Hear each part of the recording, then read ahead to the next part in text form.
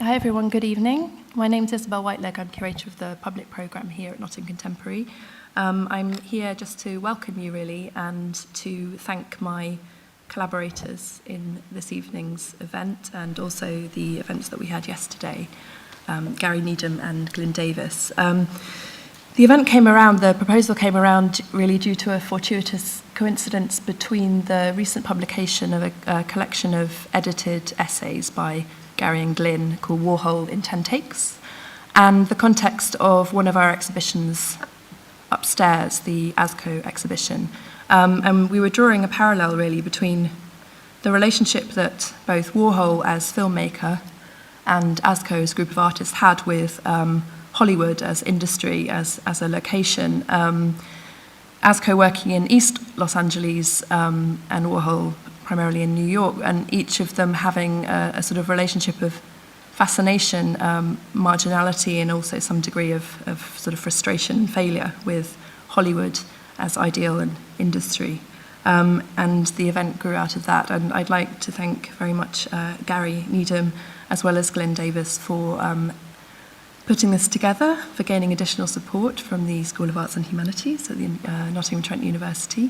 And I'm going to hand over to them now and to thank them very much, but also our additional collaborators in this enterprise, Lucy Bradnock, who also is in Nottingham, a lecturer in the Art History Department, and James Boaden, lecturer in Art History at the University of York.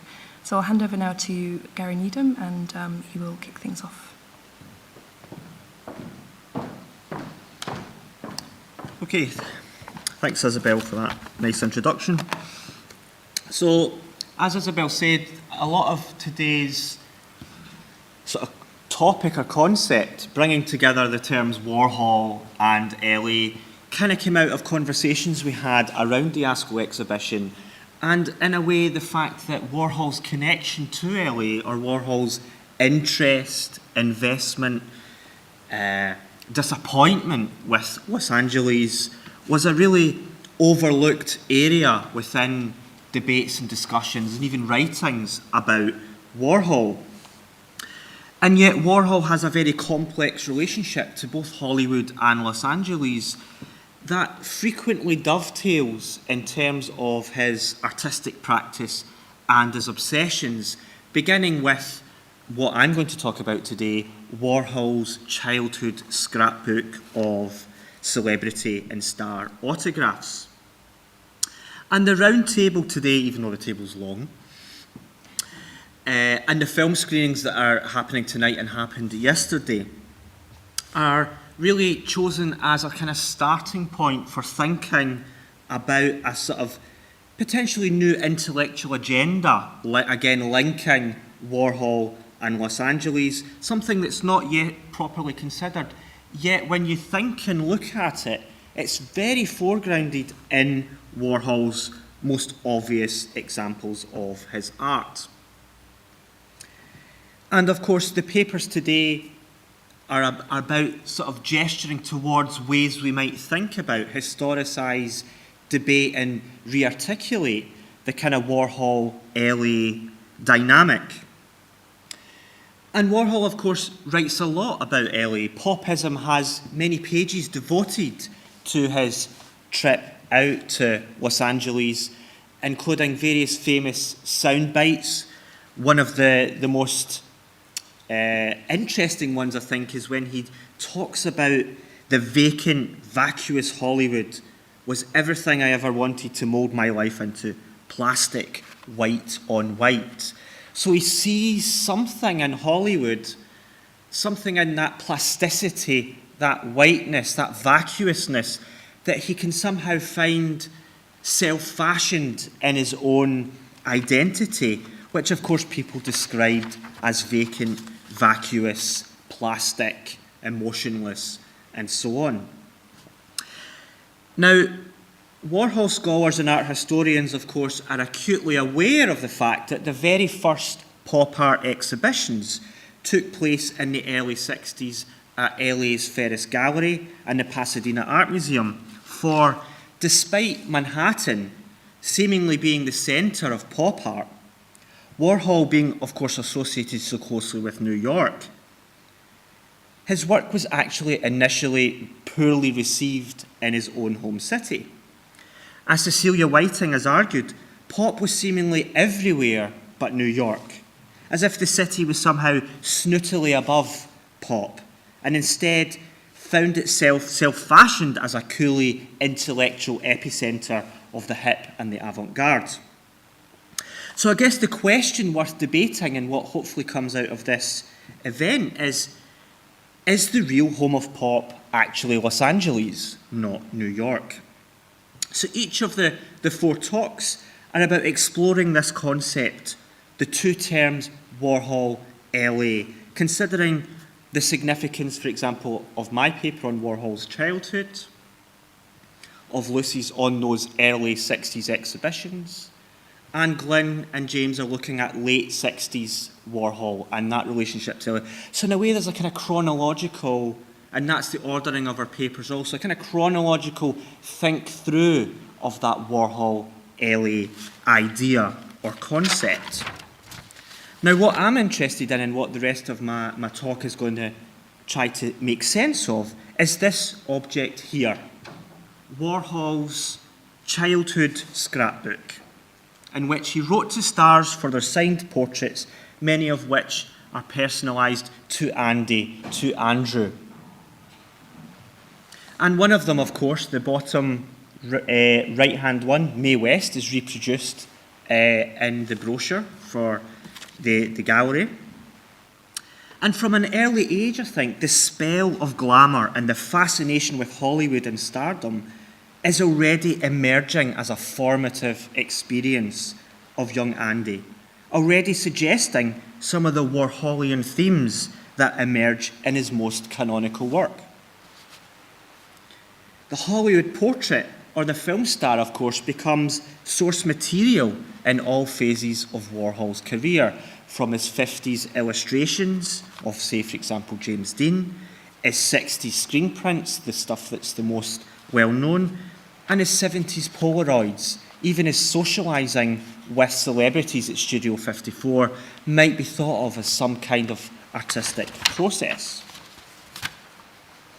So then, the canonical work, the Lizzies, are these Lizzies not just the logical outcome, the fantasy of a child's scrapbook, expressed as the work of another artist? Magnified in size and number, a fan's ultimate devotion to his Hollywood idols. Warhol returns time and time again to the star image, and yet the dominant reading of those works, like the Lizzies and the Marlons and the Elvises, uses terms like numbing, flattening, decorative, superficial, terms that attempt to almost evacuate the fandom, the obsession, the devotion, the passion that seems to underscore Warhol's lifelong interest in Hollywood stardom, in idols, in stars, in glamour. These images, these works get caught up in the theme of death and disaster rather than desire and devotion. They're read as works of distance and ennui rather than intimacy and worship. Warhol's most cherished of those autographs, of course, is Shirley Temple. Andy adored Shirley, and it meant so much to him as a child that Shirley wrote back to Andrew Warhola from Shirley Temple, all cheery, all smiling.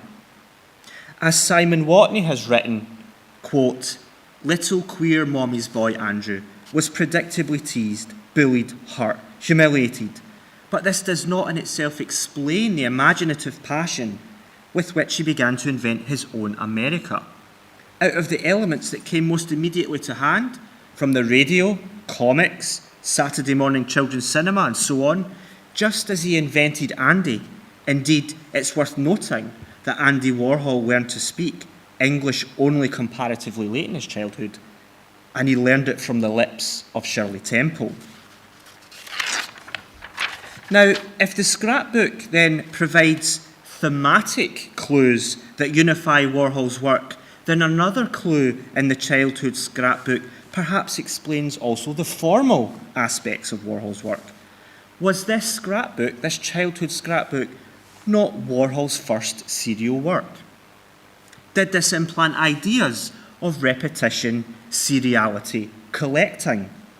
Does the logic of this object, how it's organised, somehow unconsciously seep into the mind of little Andy, and thus again can be read as significantly formative of the adult artist's work? And again, it gets us to think about the fact that these Hollywood portraits, these signed autographs, would have themselves been produced in duplicate in the thousands. So there is already that relationship between the singular and the multiple, the repetitious and the serial.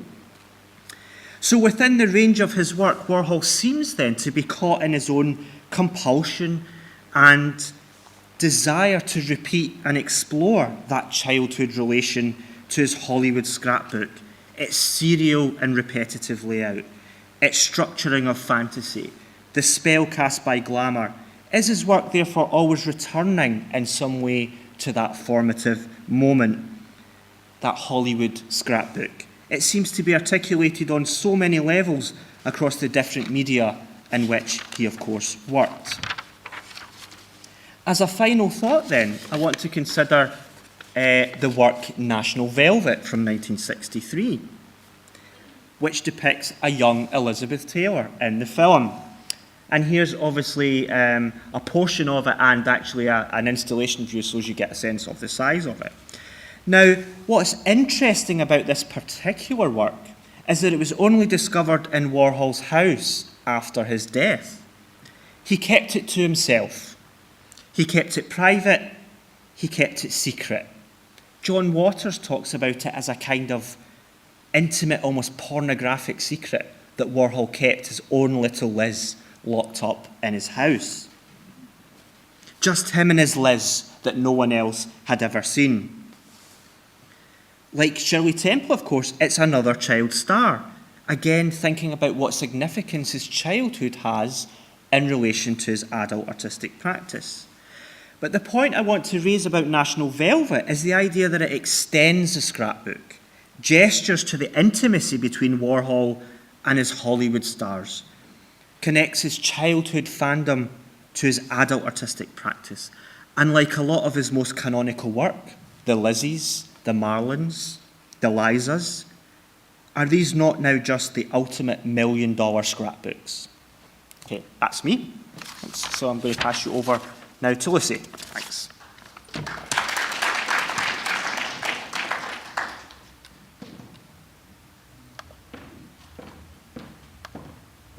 Okay. That's not right. Hang on.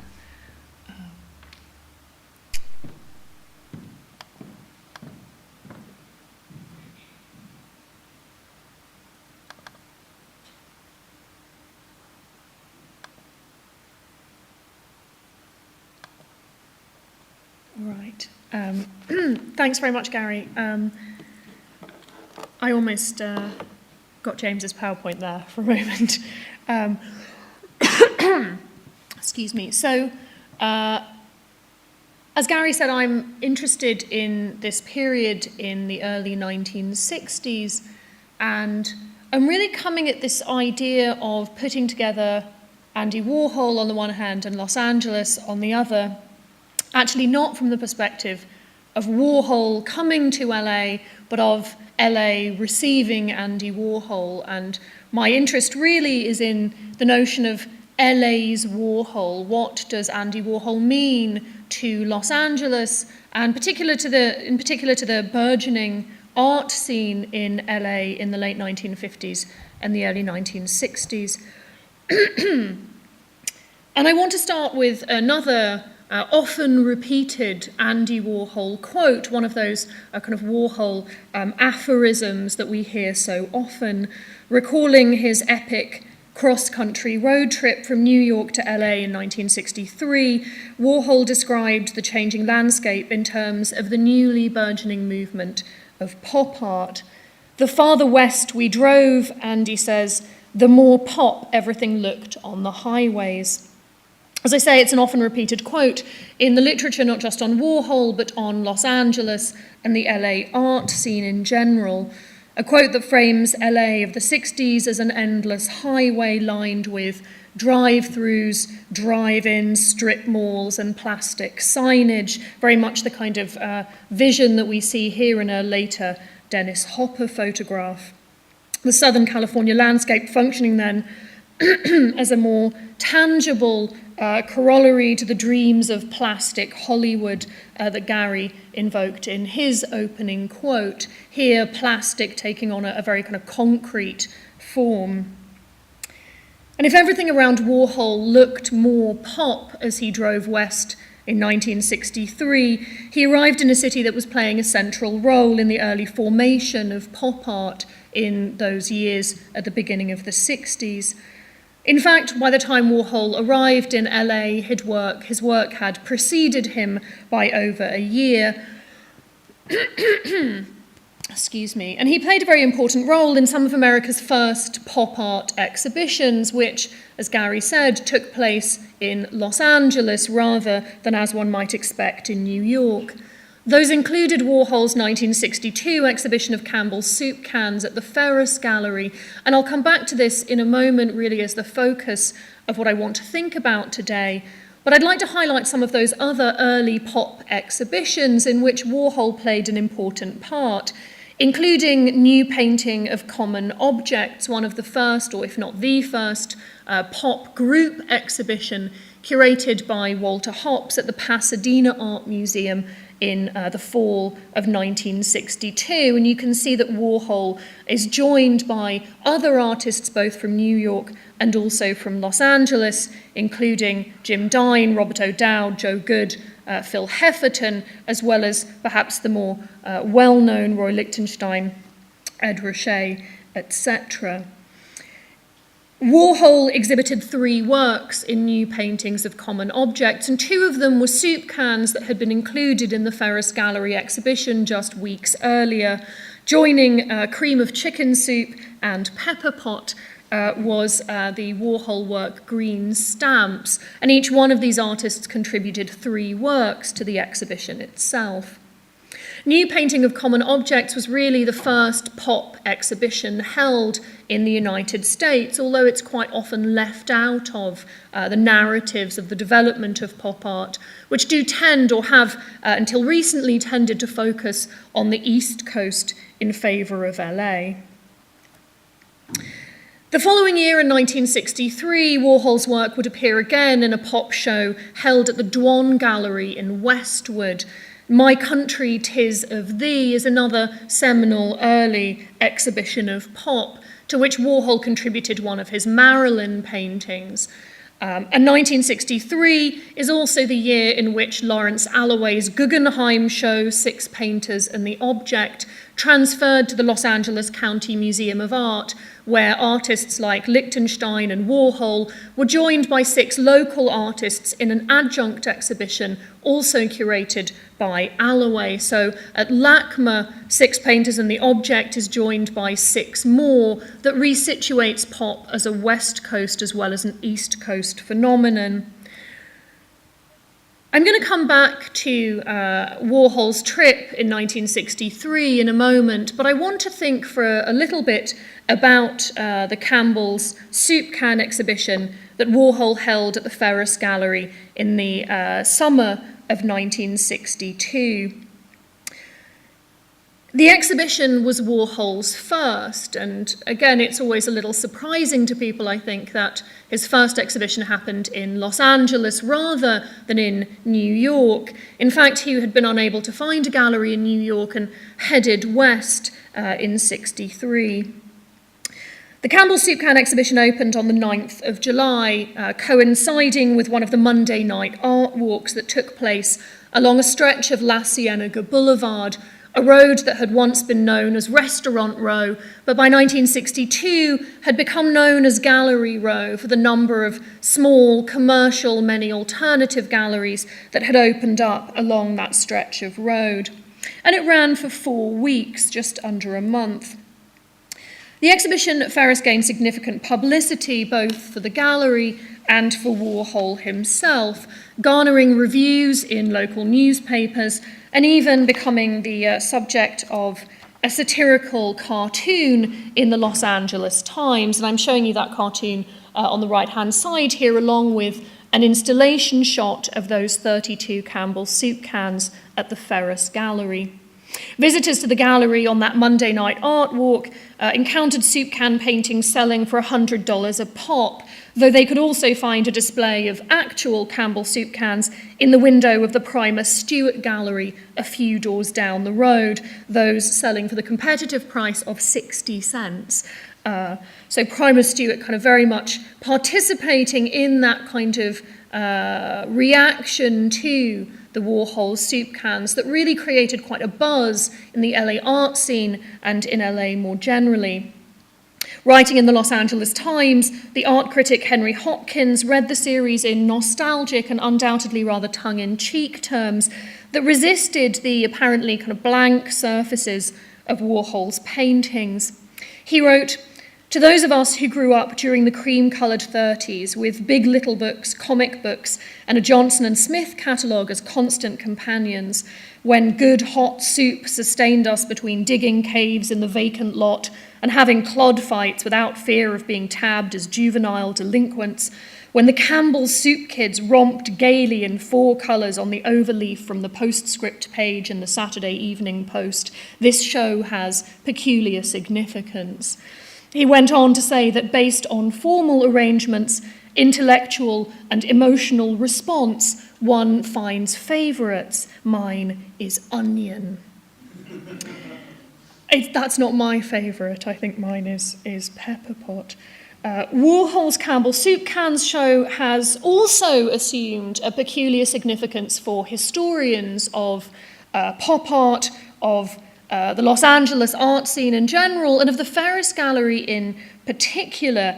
The exhibition is seen by many to mark an abrupt shift from the early years of the gallery, which had been founded in 1957 by Edward Kienholz and Walter Hopps, and in its very early days was kind of had a reputation as quite an alternative, beat, underground space.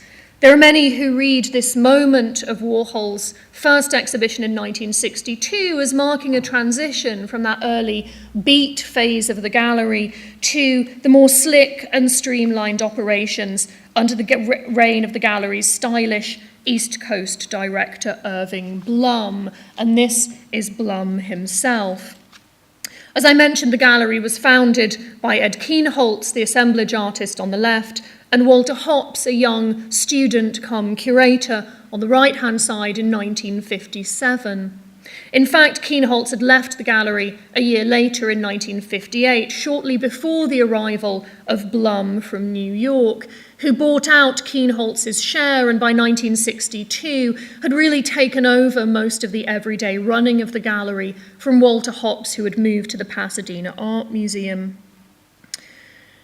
Blum, like Warhol, had headed west to find his artistic fortune, leaving behind what he saw as a saturated gallery scene in New York and arriving in Los Angeles in 1958, looking for a gallery in which to make his name.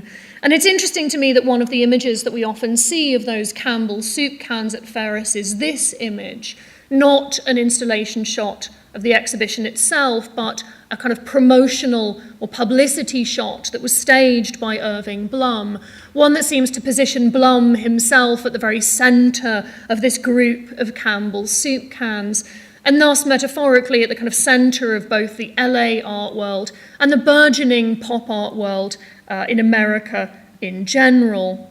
Blum is a very kind of canny self-promoter. Criticisms of Blum's tenure at Ferus centre largely on his rejection of a number of local artists in favour of exhibitions devoted to those who came from New York, such as Roy Lichtenstein and Andy Warhol. And his tenure at Ferus coincides with a kind of streamlining of the roster of artists and a move towards a more kind of white cube gallery space, what he called the perfect Beverly Hills setting. Indeed, Warhol's 1962 exhibition was quickly followed up by another in 1963 of his Elvis and Liz paintings. It seems then that for Irving Blum, at least, and for those critics who responded to those early Warhol shows at the Ferus Gallery, Warhol's arrival in Los Angeles signalled almost the maturity of the LA art scene, a shift towards a kind of national reputation and a much more slick and commercial endeavour. And that's very much how those early exhibitions have been framed in the art historical narratives of the Ferus Gallery.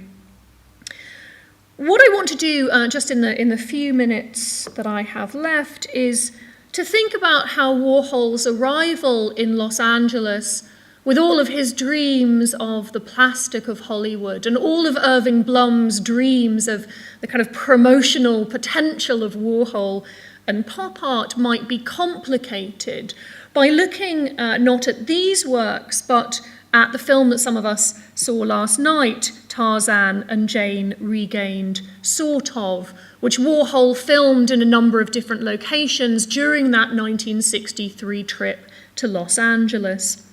And as I sat watching the film last night, I was thinking about what Warhol meant to the LA art world, what kind of vision of Los Angeles he encountered when he arrived in LA in 1963, the kind of ambivalent relationship that he subsequently had towards Hollywood, but also towards LA in general. If Tarzan and Jane Regained Sort of can be viewed as, David James suggests, as a home movie of sorts, albeit a very strange one, recording Warhol's visit to the still emergent Los Angeles art scene, then the picture that emerges is to some extent a conflicted one.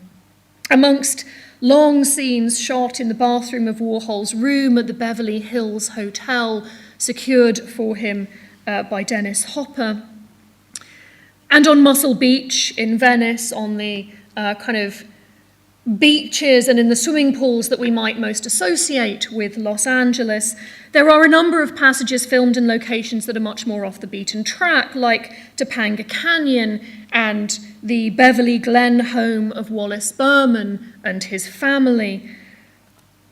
There are long scenes shot at the Watts Towers in a part of Los Angeles very definitely a long way from Hollywood and off the route of most tourists visiting the city. The Watts Towers, which had been built from the early 1920s through to the mid-1950s, had by the 60s become something of a site of pilgrimage for an underground art audience. There are scenes that are shot at the Santa Monica merry-go-round, the merry-go-round carousel on the end of the Santa Monica Pier, seemingly a kind of tourist destination, but really one that's rooted in the history of an earlier avant-garde in LA. The merry-go-round was the 1955 venue for Walter Hopps's first exhibition, the Action exhibition, which was held in the merry-go-round building with paintings hung. As you can see, this is the only photograph that survives of that exhibition, but also a drawing done by the artist Gordon Wagner. Large abstract paintings hung on the carousel itself and on the poles that held up the building. The merry-go-round show, as it became known, is really a kind of legendary moment in the development of an underground or alternative art scene in Los Angeles, a far cry from Hollywood and from this kind of newly refashioned Ferus Gallery, but one that speaks to that much more beat history of the LA art scene. And towards the end of Tarzan and Jane Regained Sort of, there are numerous shots filmed in the back garden and home of the beat artist, poet, general hanger-out Wallace Berman, who is largely unknown outside of LA, but was a kind of central, almost fulcrum figure in the development of an underground alternative or beat scene. These sites and people, Wallace Berman, the merry-go-round, Topanga, Beverly Glen, and the Watts Towers, point to a more alternative history of Los Angeles. And it seems that The kind of LA that is charted in that film is not the LA necessarily of Hollywood, of kind of frolicking on the beach and in the pool, but is also the LA of this alternative beat endeavour. It seems strangely that Tarzan and Jane Regain sort of, this film that is made by a visitor to the city in 1963, reveals much more than it intends about the tensions that surrounded the Ferus Gallery as it shifted from its early kind of beat phase into a more kind of outward-looking, slicker operation under Irving Blum. And I wanted to finish on this image, which I think speaks just volumes about Warhol's reception in Los Angeles itself. Warhol on the left there being kind of manhandled by the LA artist Billy Al Bankston, whilst Dennis Hopper looks on laughing. But in the background between Bankston and Warhol, the shadowy figure of that Ferus impresario, Irving Blum, always already in the background. It's an image that seems both to talk to a kind of positive and embracing reception that Warhol received in LA, but also a little bit of unease and anxiety. His smile seems just a little bit uncomfortable. I might leave it there, actually, on the idea of a kind of uncomfortable reception, a slightly ambivalent reception that Warhol received at the hands of the Ferus Gallery and the LA art world. And these questions, I think, of exactly what kind of LA he found and exactly what role he played just at that moment when the LA art scene was kind of burgeoning and growing, hopefully will come out in our discussions. For the moment, I'll hand over to James Boaden. Oh, I'm sorry, to Glyn. I didn't read the list properly.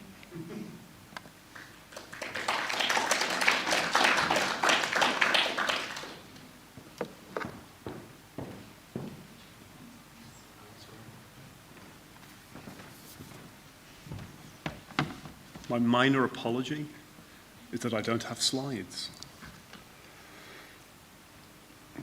Well, whereas the others here are presenting you with a range of beautiful imagery, I'm just going to leave you with this gorgeous multiple Elvis to look at whilst I'm talking to you. Thanks very much. Having been introduced there to Tarzan and Jane Regain, sort of, I want to now focus much more fully on Warhol's output from his film output from 1963 to 1968.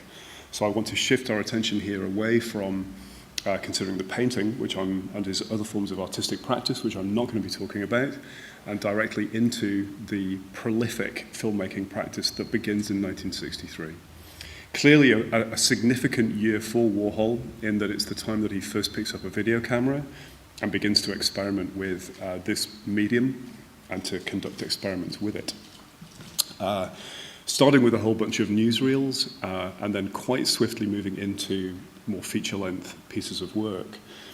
In the workshop that we were running yesterday afternoon, that was a kind of survey of Warhol's filmmaking practice, we spent some time, Gary Needham and I, talking about various different conceptions of Warhol's authorship as it related to his film practice. And there were three particular ideas that we introduced that are often brought up in relation to Warhol as a filmmaker, as a director, that is. People talk about his authorship as a process of collaboration. The variety of people with which Warhol worked during his career gives us significant insight into his practices, the ways in which he worked, who he worked with, how he defined his role with them, who he worked most productively with. And there were significant figures throughout the years that he was working on his film output who he worked with on numerous movies and continued to come back to and work with over and over again. Figures such as Ronald Tavel, the scriptwriter, who he worked with on about a dozen features. As well as collaboration, we talked about disavowal, the notion that actually Warhol himself often disavowed his own authorship, claiming that what it was that he was doing as part of the process was very little, and that other people that he was working with were contributing much more to the process. And the third idea that we introduced was the notion of conflict, that actually it's very difficult to understand Warhol as a director, as a film director, without understanding that he was often directly in conflict with many of the people around him. And sometimes that is very evident in the texture of the films themselves.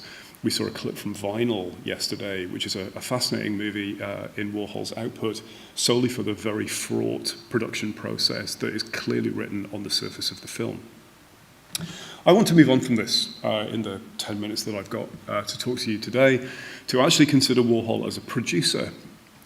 So rather than thinking of him as a director, I want us to shift our conception of him as somebody connected to film production to actually a figure with a certain level of remove from the product that he was producing.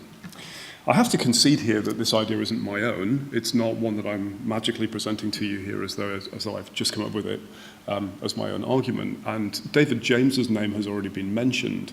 David James is a very key figure in terms of drawing the history of Los Angeles' independent and experimental film practice, but also in considering a whole range of different types of experimental film practice in North America throughout the 1960s and beyond.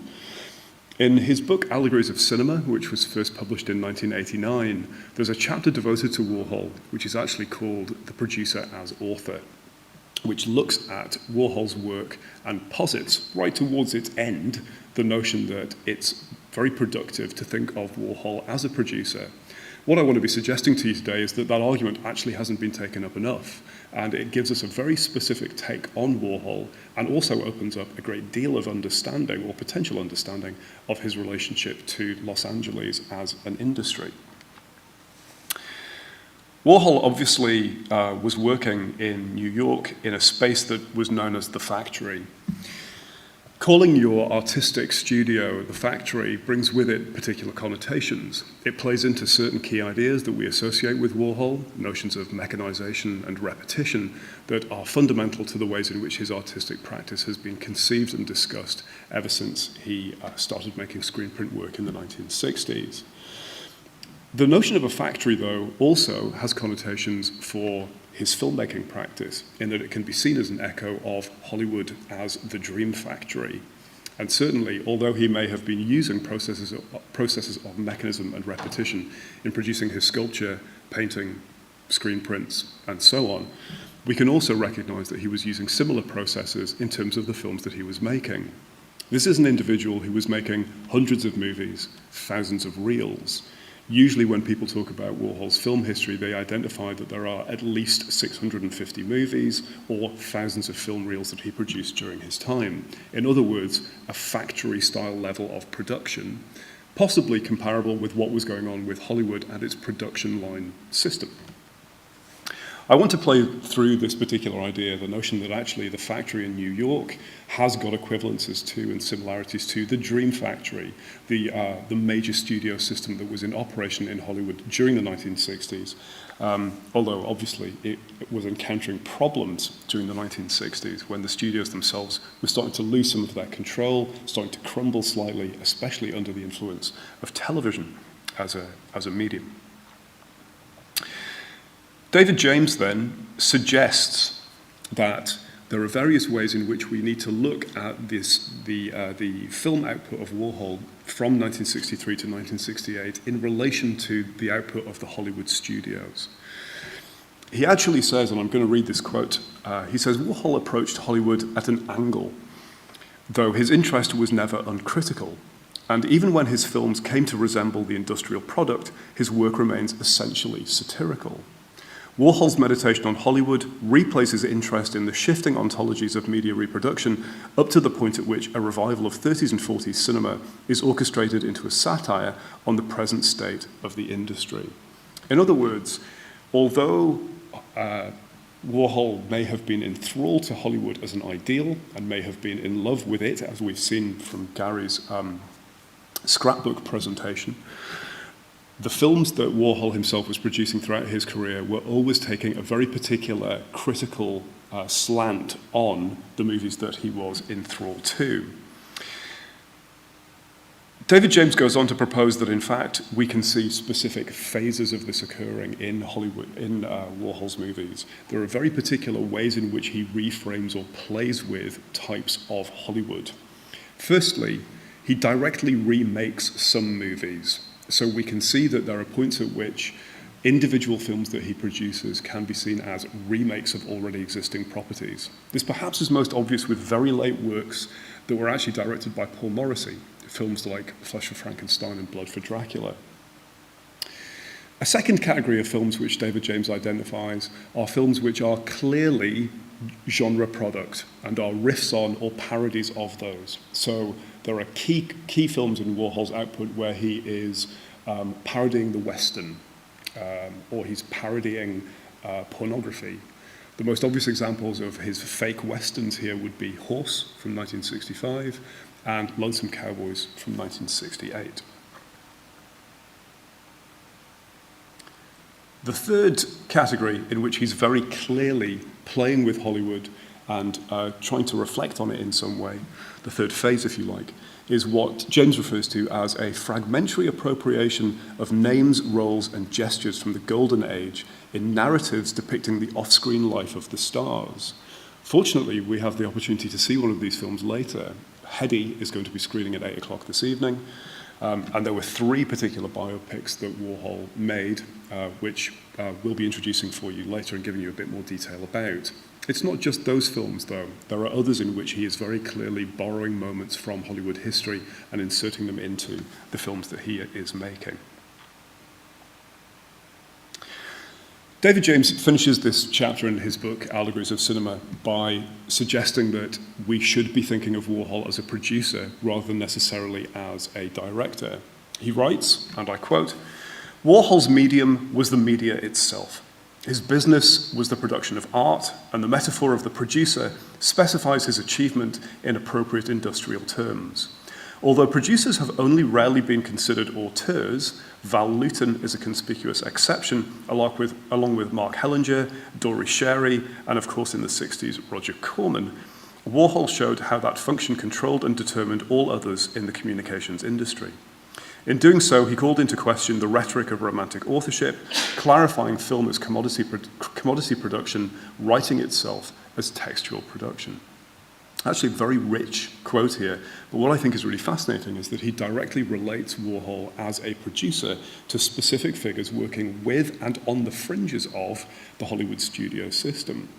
What's crucial here for me, as a film historian and film theorist, is that a figure like Val Lewton, who was renowned for working for RKO's horror unit, is a very different figure from somebody like Roger Corman, who was never fully accepted by the studio system and in fact worked on its fringes, in the margins, producing a whole range of exploitation pictures. In fact, the comparison with Roger Corman is a very productive one for us.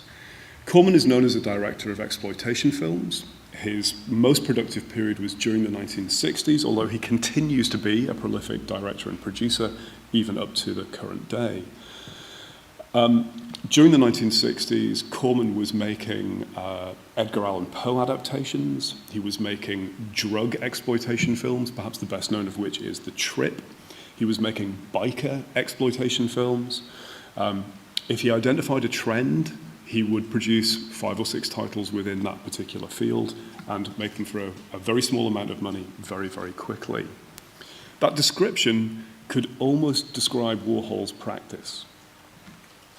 Both of these men were hugely prolific during their filmmaking careers. As Warhol worked on his sexploitation films in 1967 on the east coast of the United States, Roger Corman was grafting away on biker horror and drug exploitation films on the west coast. Both of them offered up their own low-budget, swiftly assembled takes on recognized mainstream forms. Each of them operated outside of the conventional studio oligarchy, but they crafted their own production line system, which enabled speedy, high-volume turnover. It's possible, of course, that we could take this argument even further. It might be possible to frame Warhol as even more than a producer. Perhaps we should think of him as an executive producer, or even possibly as a studio mogul, overseeing everything that was going on within the domain of the factory. We could figure him here as a person of influence and power, shuffling around the members of his entourage and keeping a finger in all of the projects that were coming out of the factory. Certainly, that's one of the main ways in which his collaborations with Paul Morrissey operated from 1968 onwards. Warhol was named as the producer on the films, and often his film was the one that was on the title card before Morrissey's name would appear, whereas Morrissey himself would be appointed as the director for hire on those titles. But again, here we find ourselves returning to conflict, something I'm sure that many producers have also experienced. I'll stop there and let James step in. Thank you.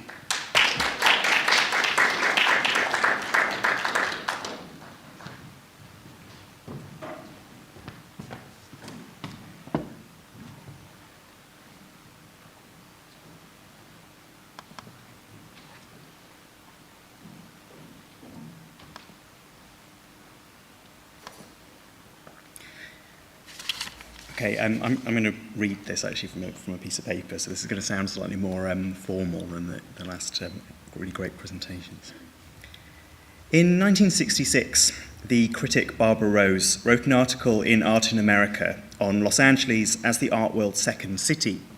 She notoriously stated, "Like American art in general, California art is closely tied to its environment, so one is not surprised to find that the brilliantly sunny, palm-studded, day-glow-spangled Los Angeles landscape inspires an art quite different from that made in reaction to New York's frigid lofts and littered slums."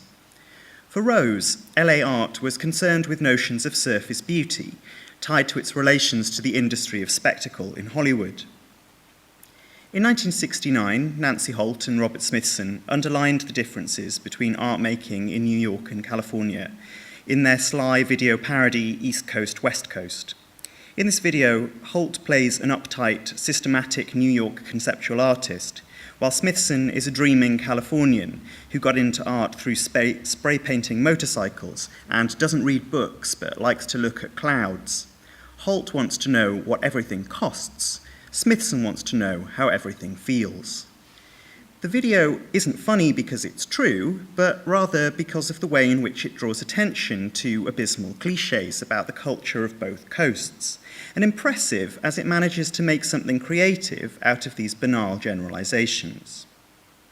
Warhol, too, perpetuated cliched ideas about the difference between California and New York in his self-mythologizing memoirs, ideas that pivot on questions of aesthetic beauty and its discontents. In May 1966, the Velvet Underground were booked to play at The Trip, a club on the Sunset Strip in Los Angeles, for 3 weeks. After less than a week, probably about 3 days, the venue was shut down by police, and towards the end of the month, the group accepted bookings in San Francisco at Bill Graham's Fillmore East. In California, the Velvets were supported by the Mothers of Invention. Lou Reed despised Frank Zappa and couches his derision against the flower power sentiments that would blossom the following year during the so-called Summer of Love. In Warhol's view, the division is laid out between being productively uptight and letting it all hang out, between a stage show based around the discipline of the SM subculture, an imperative to kiss the boot of shiny, shiny leather, and the question of what to do when the authority of the brain police is questioned, when the label comes off and the plastic's all melted. Warhol remembers Graham's invitation to come to San Francisco. This is supposedly Bill Graham. "I can't pay you much money, but I believe in the same beautiful things that you do," he said intensely, looking around at all of us. Paul Morrissey finally broke down and said okay that we'd go there, but after Graham left, everyone dished the West Coast rhetoric. We weren't used to that approach. Was he serious? Paul laughed. Does he think we actually believe in this? What beautiful things? Both Warhol and Lou Reed explain what happened in California during that tour as a disaster that occurred through cultural coastal misunderstandings built around a contrasting vision of aesthetics, around the importance of beauty, and the way in which, for some, that was equated with ideas of freedom. In 1968, Warhol shot the movie San Diego Surf in Southern California. It was a dismal failure and remained unseen until very recently. Warhol wrote, "Everyone was so happy being in La Jolla that the New York problems we usually made our movies about went away. The edge came right off everybody. We'd lounge around listening to our transistors on the beach. From time to time, I'd try to provoke a few fights so I could film them, but everyone was too relaxed even to fight. I guess that's why the whole thing turned out to be more a memento of a bunch of friends taking a vacation together than a movie. Even Viva's complaints were more mellow than usual. The mellowing of an uptight, fidgeting, amphetamine-fueled scene as it hit the shores of the Pacific, a classic tale of fish out of water, is taken up in Agnes Varda's 1969 film Lion's Love. Vincent Canby, reviewing the film in the New York Times, wrote, "For about half the time, Lion's Love is a kind of meta Warhol movie, which is charming. Miss Varda has taken Viva, Warhol's most valuable found object, and lit and framed her in a way that brings out the gentle pre-Raphaelite beauty, suggested but never realized in things like Bike Boy, Lonesome Cowboy, and Blue Movie. Lion's Love records three people living in a menage a trois together in a rented Hollywood apartment as they are visited by the film director Shirley Clarke, who is in town to make a film using movie stars as if they were real people.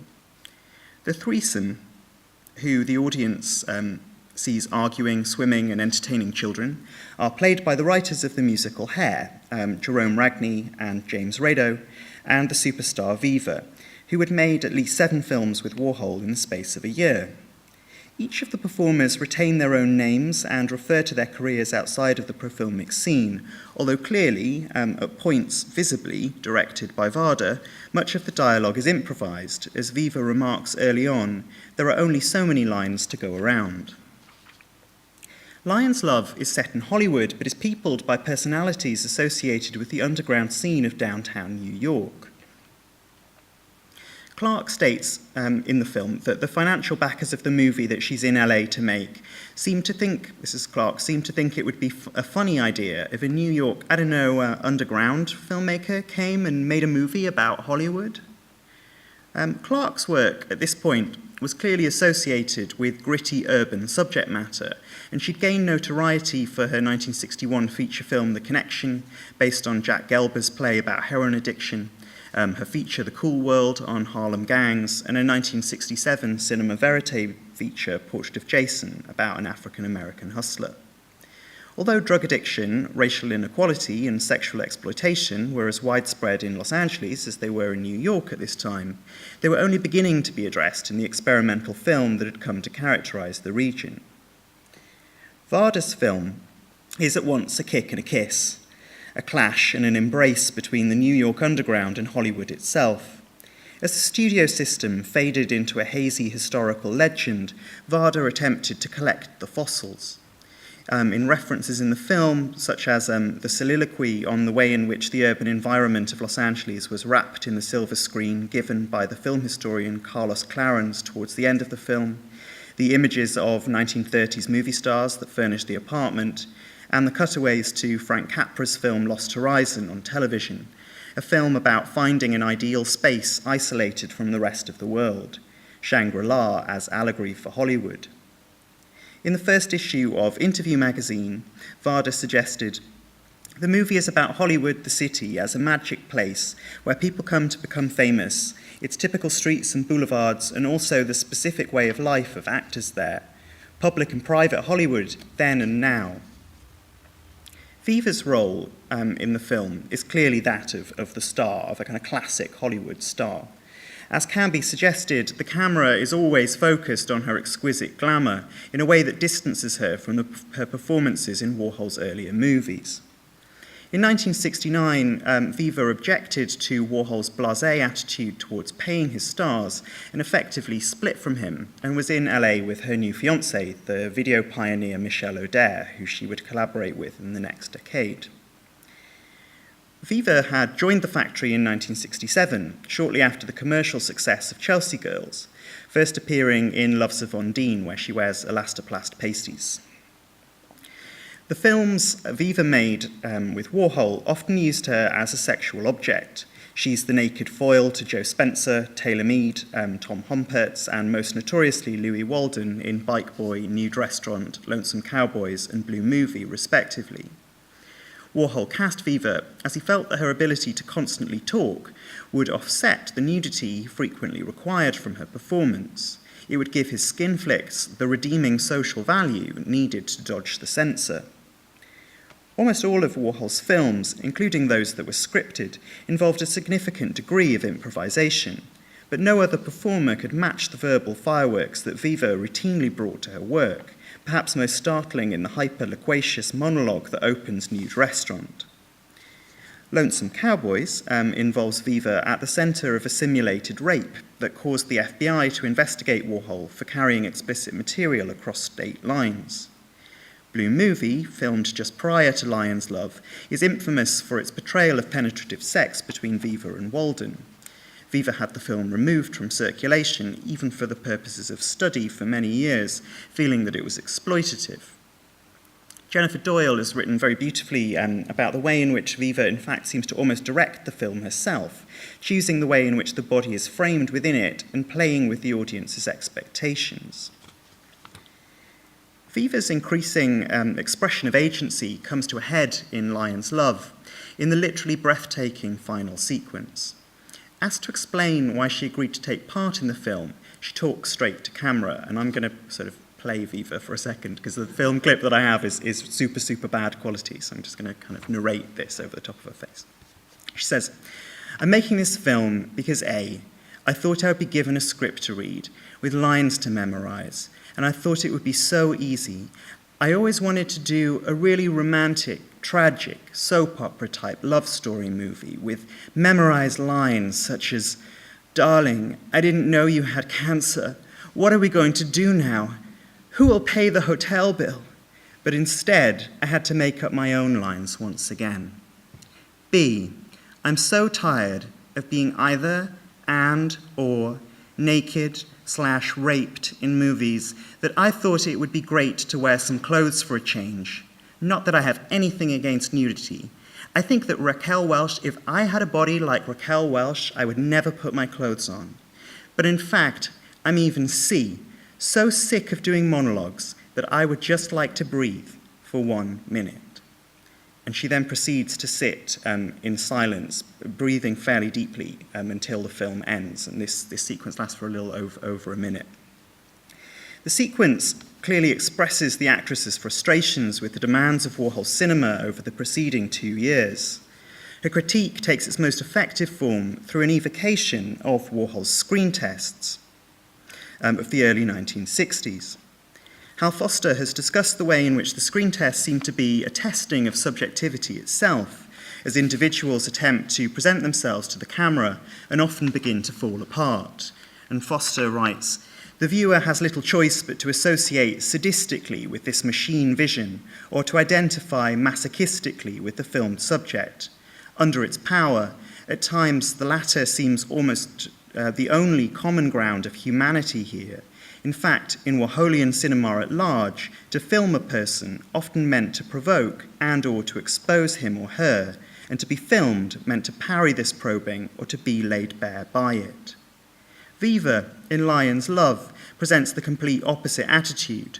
Rather than a face flinching for instruction, as is found in many of Warhol's screen tests, Viva is assured and becomes more so as the silence continues. To compare this final sequence with Warhol's screen tests, what is most striking, however, is its very conventional beauty, a beauty within the disciplinary space of the screen test, in which emancipation might be found. Thank you.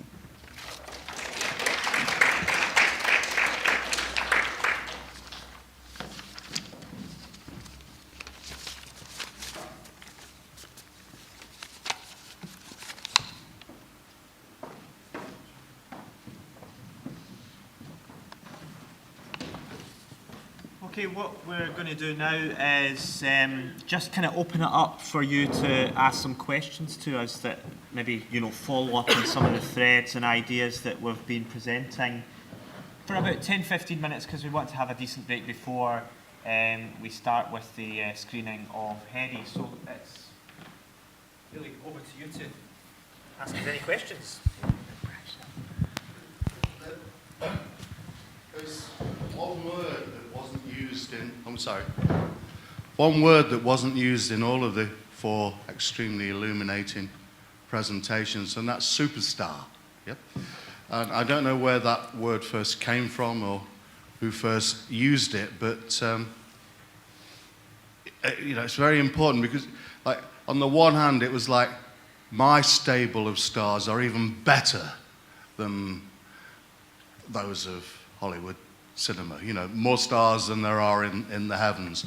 And also, I think that the people involved in Andy's films, even though they were people who clearly couldn't get an agent, couldn't get a gig outside of his films, but thought of themselves as superstars. So where does your notion of him as a producer or an executive producer relate to the stable of people that he was working and their own notion of themselves as actors and as superstars? The term comes from Jack Smith, I think, before it comes to Warhol, which is interesting because he has a very even less interest in kind of professionalism and kind of professional acting standards. So it's almost kind of more ironic in his work. But he also Warhol described himself as a collector of people. And it's interesting to look at some of the screen tests and some of those things through that kind of lens. There's a really fascinating video on the website of the Warhol Museum in which John Waters is looking through time capsule contents with the chief archivist of the Warhol Museum, Matt Rubin. And they find in one of these time capsules people writing in to Warhol saying, "Dear Mr. Warhol, I would like to be in one of your movies," sending in headshots. And John Waters turns to the camera and says, "That won't get them in," knowing full well that actually the standard procedure by which somebody would try to seek employment as an actor would not be the one that was employed by Warhol himself. I think the crucial thing to identify is that the stable of actors that he constructed was a really fascinating parallel to the star system as it operated in Hollywood, but always seen as an alternative, always constructed along these people would not be working within that studio system, but there's no reason why our own stable can't posit an alternative model of what a star system can be.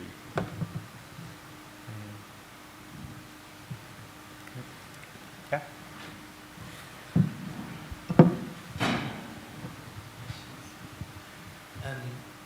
How were these films actually received? So obviously the 50s, prior to the 60s, the 50s was like quite conformist years, the Eisenhower era and the McCarthy era. So how were they actually received by either Hollywood or the American society? Well, Warhol didn't start making films till 1963, and in a way, none of them really travelled until Warhol took them on tour with the Velvet Underground. That's my understanding. They were very much centralised around the New York scene, around Jonas Mekas, the Cinematheque, at the Lincoln Centre as well as part of some exhibitions. But really, the reception was very localised. And it wasn't until much later in the 1960s that there were even prints made from the originals that could be taken, for example, to the UK, the BFI, for example. Now, the reception of Warhol's films in the first part of his career tended to take place in artist newspapers, fanzines, the Village Voice, and of course it was always generally positive because Warhol was seen to be an avant-garde / experimental underground filmmaker. And it's only until he gets to his commercial work, or that pretends to be commercial, the sexploitation movies, that the reviews start to become quite scathing. So as soon as Warhol seemed to be trying to do something a bit more commercial in normal cinemas, it's seen as a really inappropriate move. It's completely criticised for having bad camera work, people that can't act, ugly, people with pimples don't need to be seen in close-up, for example. Criticisms of Viva. I mean, your research tends to look at the later. I don't know if you've any other things to add about that reception. No, I mean, process. Following the commercial success of the Chelsea Girls in '66, there's an interesting run of movies that were commissioned to be borderline commercial in '67. But these are the films that then you see not full-page adverts, but quite considerable sized adverts in the press and a much larger audience appearing, and actually they reach a more diverse bunch of exhibition venues and spaces. But Gary's right, the reviews are then very varied. Some of them are incredibly critical in terms of what they're saying. Some of them are very brief, in fact. They feel that they don't have a great deal to say about them. But the vitriol that is aimed at some of those films by regular film reviewers who find themselves thrust into an auditorium with 100 minutes of people sitting around a table talking, often with not many clothes on, is not something that they want to be spending too much of their time with. I think what is really crucial to highlight, though, is that it's a very brief window that we're talking about here. We're essentially talking about 66 to 72, because these films get taken out of circulation in 72. So, and then they disappear for at least 15 years, if not longer. So there's only a very brief time when some of them are circulating beyond New York and getting to some kind of audience. And because of the commercial taint that some of the films were deemed as having, those later films were not often very positively received. I mean, the fact that they were edited, for example, became a really contentious issue. But what's interesting and relates, I guess, to the panel as a whole, the one place where films like Bike Boy and Lonesome Cowboys and Nude Restaurant were received with praise was San Francisco. Some of our archive material, like San Francisco Chronicle and stuff, has a lot of great things to say about those films as embodying a kind of freedom that other forms of Warhol cinema don't seem to have, like the constraint, claustrophobia of the sort of Chelsea Girls. It somehow opened up a bit more in those, although no one has really seen San Diego Surf, except people that have visited the Warhol Museum. That is such a kind of happy, fun, sunny. Although they were so relaxed, they accidentally nearly drop a baby. Yeah. So that's a kind of moment in the film. So they were so relaxed that there was nearly an accident on screen.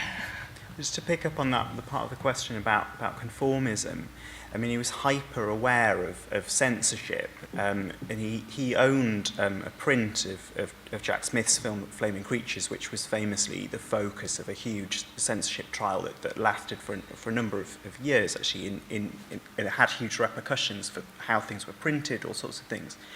And he makes a number of films which are hugely sexually transgressive. I mean, they're still quite shocking. I mean, when I first saw Couch, I was very surprised at how graphic it was in relationship to the way that it's actually discussed. And it's interesting that those films actually don't seem to have been circulated, even around places like Mikas's setups. And it maybe is to do with some of those questions around conformity and censorship. Another person that he was very closely involved with was Barbara Rubin. He made this film called Christmas on Earth, which is again an extraordinarily kind of graphic movie, but he sort of manages to kind of keep himself slightly at one remove from it, and he is concerned with this censorship issue. So that stuff about Viva that he writes about, where he wants somebody who can talk, because he says, if I just have some like cute college girl who says, I want to touch your cock, then that's going to much more likely to get picked up than somebody who can like yabber on, even if it's about nothing, non-stop. Usually about the state of her hair being like the scorched earth of Vietnam, which is what she talks about at the start. But I mean, there are a lot of, as James says, Couch. There's a film called Eating Too Fast, which is a blowjob movie with an actual blowjob in it, unlike the film called Blowjob. There's lots of fellatio films like 3 with Ondine, which is a threesome, which had made it onto the cover of a kind of fanzine, for example. So there is a lot of... One of the really fascinating bits of reception work that has been done, actually, is on the ways in which some of Warhol's film output was screened alongside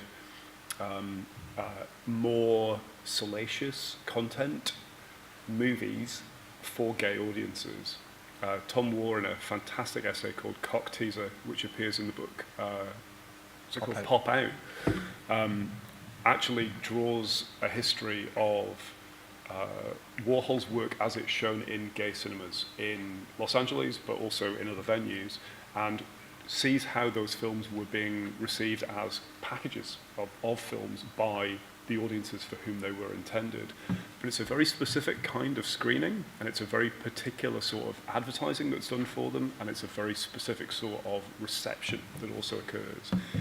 Usually very positive, but it's a very particular frame through which they are being viewed. My Hustler being the archetypal film for that particular reception.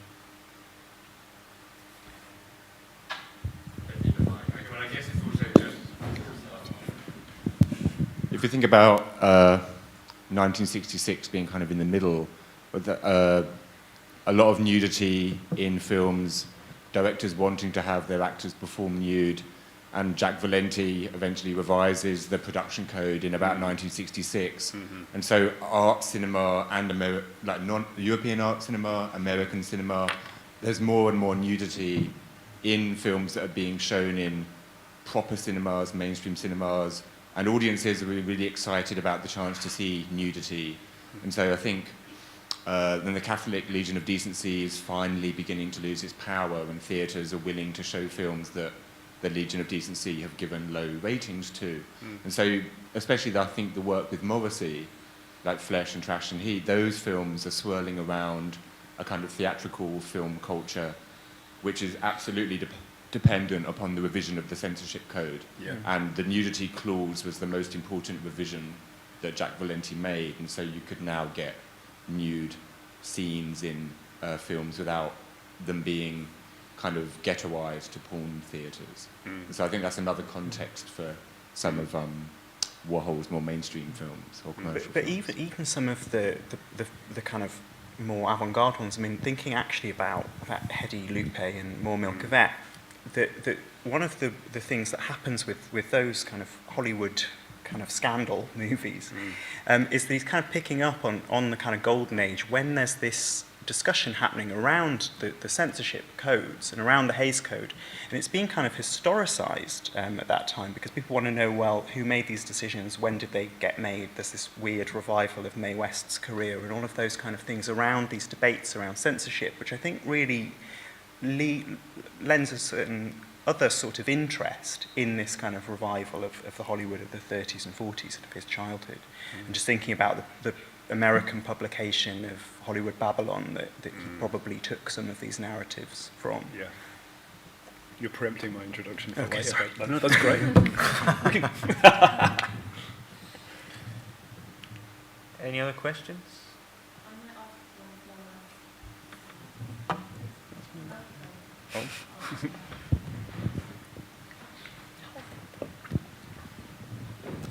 Hello. Sorry, it's a bit of a sort of pop art Philistine, and most of what's been discussed tonight has gone right over my head, I have to confess. It's more of an observation than a question, in that in the beginning we were talking about Warhol's views of Hollywood as a very plastic and superficial environment, and the fact that his earlier art is very much a reproduction and repetition of superficial idols that people in the mainstream would idolise and hold up on a pedestal. And then sort of moving into his filmmaking later on, again, it seems to be, to me, him thumbing his nose at Hollywood and the idolisation and plastination, if you like, of the Hollywood idol. And for me, it's been a very interesting evening to sort of show that moving out of the cutesy Hollywood media film imagery, because I think for me a lot of the popular films of the 50s and the early 60s were very much cutesy and very wholesome, into that very controversial film genre. Is, to me, he seems to be almost, what's the word, pointing fun at them, flipping the bird, if you like, at Hollywood itself. I don't know if that's an accurate sort of analysis of how he sort of saw and viewed Hollywood. I mean, I think he was obsessed by Hollywood, but deep down he knew he could never be part of it. He's just not got the right background, not the right location, not the right ideas, doesn't know the right people. And he often writes about his desire and his wish to be part of the Hollywood system, and he waxes on about really bad films like The Carpetbaggers. And he is obsessed with Hollywood, but what he does is know, in his knowledge that he's not going to be part of that, despite saying all these provocative things about it, he kind of gives us a kind of weird ersatz version of Hollywood, so that the superstars aren't really beyond the Hollywood star, they're not really that super. He's kind of giving us a sort of reversal of everything that we think about Hollywood. So his cinema's not really glamorous. The genre films don't really have conventions. The superstars are not really super. And he plays with all these kind of, I mean, it's not even intertextual a lot of the time. It's completely off the scale in terms of how it thinks through a relation to Hollywood. And partly I think what we were trying to do with this event is try and kind of nail or start to think about some of the questions that are ideas that you're raising, is what is Warhol's relationship to Los Angeles, which isn't just about the kind of artistic practice, the galleries, the professional relationships, but the kind of fantasy relationship that Warhol has with Hollywood, and how that fantasy comes out in the art, in the idea of the producer, in the way in which he chose and, I guess, was attracted to particular stars. And I mean, Viva's an interesting one because Warhol liked his superstars to be either talkers or beauties. And of course, Viva's a kind of hybrid. She's a talking beauty. I think she was actually really one of the last of the Warhol stars. The others tended to be found by Paul Morrissey, like Candy Darling and Hollywood Lawn, Joe D'Alessandro and so on. So I think, yeah, it's something we need to try and think about, but we don't really have an answer yet, is what is this relationship really about? And these kind of papers today are kind of gestures towards thinking about where we might begin to understand those relationships. One of the things, sorry, just to kind of jump in, and it's not necessarily answering your question, I think one of the interesting things about LA and the LA art scene at this time is that the division between Hollywood and the art scene is maybe not as clear-cut as we might think. And there are figures like Dennis Hopper or Dean Stockwell who have these kind of Hollywood careers, and, you know, really well-known actors. I mean, Dean Stockwell was a child star, who are also participating in a kind of avant-garde art practice. And so when we see Dennis Hopper appearing in Tarzan and Jane Regain, sort of, he is, you know, both a kind of alternative avant-garde, you know, art figure, art collector, but also a Hollywood star. So I think there's the kind of there's this amazing moment in LA where you can actually be both. And of course Warhol isn't both, but he's, for just that brief moment, hanging out with people who can kind of be both part of that art scene and also part of mainstream Hollywood, and allow for the possibility that those things are maybe a little bit more fluid than... Like James Franco now. Like James Franco now. Because he's an artist. He's no Dennis Hopper. And I mean, one of the interesting... Were you going to say something? Nope. One of the interesting things about Dennis Hopper is an argument that's often made against Easy Rider, was that Easy Rider took the kind of the countercultural underground sort of idea and brought it to kind of Hollywood. It's the first kind of mainstream countercultural film, Easy Rider. So, but it's a film that has, you know, for example, Wallace Berman is an extra in that film. So you kind of get, there's a sense in which he's kind of calling on the avant-garde, and they are still... And yet it's a biker exploitation they're movie. Still there. And an on-the-road beat movie. It's so many different things. I mean, Easy Rider's really not been properly looked at as, and it's a kind of multiplicity of things that come out of it.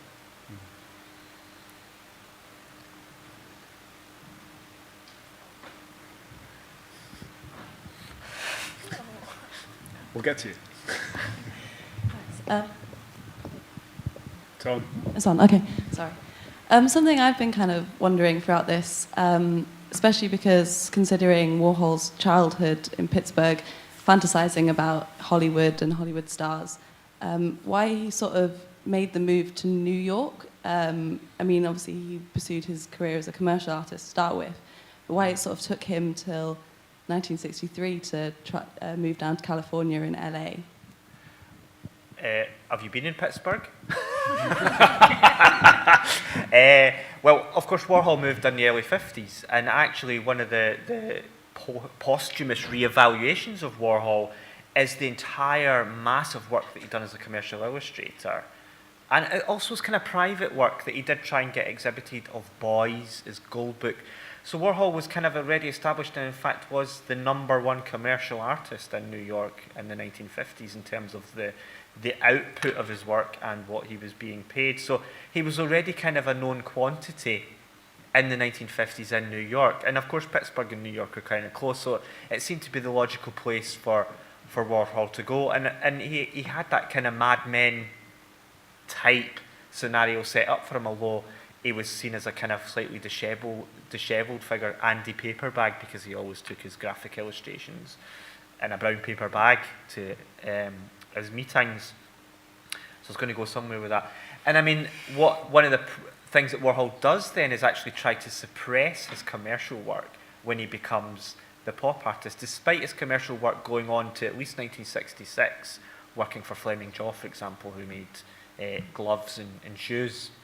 So Warhol's very much part of the entire background of New York, both the commercial and the fine art sides, but like his relationship to LA, it's rather complicated, and a lot of that complication comes out of Warhol's kind of queerness in a way. It's the fact that he didn't fit in. He was, as he would say, too swish, too awkward, too much like the kind of sickly child that he was when he was 10 years old. I'd actually say, to be honest, any kind of decent biography of Warhol will fill in that gap for you, which is to say that the institution that he studied art and design in Pittsburgh, he had particular tutors who were directing him towards a more commercial type of employment rather than a kind of artistic practice, and he was geographically much closer to New York than he was to LA. He would be able to visit his family much more easily, and it's crucial to recognise that his family ties were very important to him, so New York was not that far distant. But actually he headed out to New York with very much the idea of making money, and of actually being a commercial illustrator rather than a fine artist. The fine art was something that was always peripheral, but eventually became dominant. Well, in the early 50s, LA didn't really have an art scene. I think until probably the later years of the 1950s, there wasn't really much to draw people, to be quite honest. I mean, perhaps more in terms actually of kind of graphic design and illustration in terms of kind of going to be an animator. But the art scene in LA grows up kind of in the last years of the 50s and into the early 60s. So he's actually, in terms of the LA art scene, he gets there pretty early. And he's kind of, discovered in LA terms by either Walter Hopps or Irving Blum, depending on who you believe, in the autumn of 61, I think, as he's making those soup cans. So in LA terms, he arrives quite early. Maybe not in New York. Isabel? Yeah. Go on. Okay. Is this the last question? Yeah, we'll make this the last question. I think my question is mainly for Lucy, and it was just to clarify something. I was very intrigued by those early pop exhibitions, the group ones rather than the Warhol's solo show at Ferus, and the way that they were titled. And what I'm wondering is if now, when you look at them now, do you think they are proposing a quite different and distinct reading of what pop art is or was than the sort of very general idea we might kind of inherit about what pop art is and what it's about, and which focuses very much on Warhol, perhaps Lichtenstein too.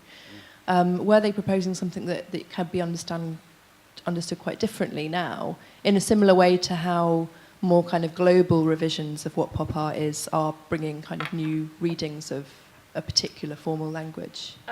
Yes, is the easy answer. Yeah, absolutely. I mean, I think our understanding of pop now, which is very much tied in with Lichtenstein and Warhol, is kind of really based on Lawrence Alloway's ideas that he puts forward in Six Painters and the Object, that it is an art to do with a kind of communications network, which is, Lawrence Alloway's kind of great love. Walter Hopps, on the other hand, in new paintings of common objects, you know, he doesn't actually explicitly use the phrase pop art, which is really, you know, kind of Allaway's phrase. And what he's thinking about is a kind of painting of the everyday. So there are works in that exhibition that are very kind of painterly and very gestural, and he's looking at kind of, you know, I guess sort of everyday objects and an everyday subject matter. I mean, in LA, pop develops in a slightly different language to incorporate everyday materials, and you know, Nancy Marmer very kind of famously in 1966 regards actually artists like Wallace Berman as being kind of quintessential pop artists because they use both the subject matter but also the technologies and processes of kind of mass culture and popular culture.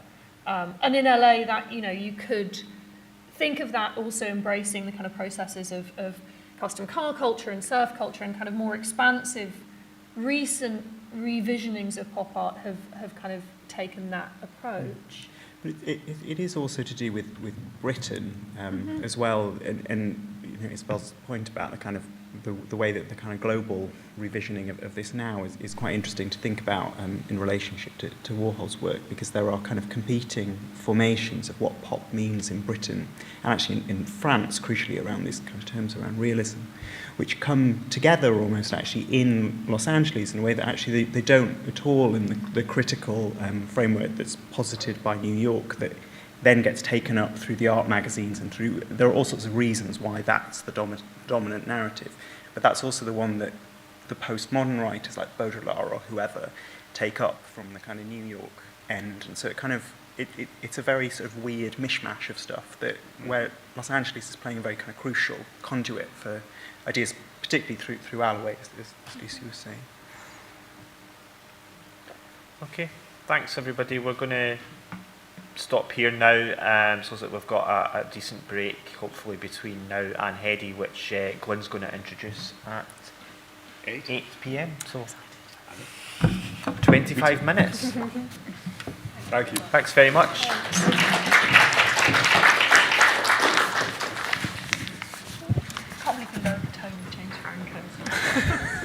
James Franco. Ignore his existence. So do I. Oh, sometimes I teach it. I teach it.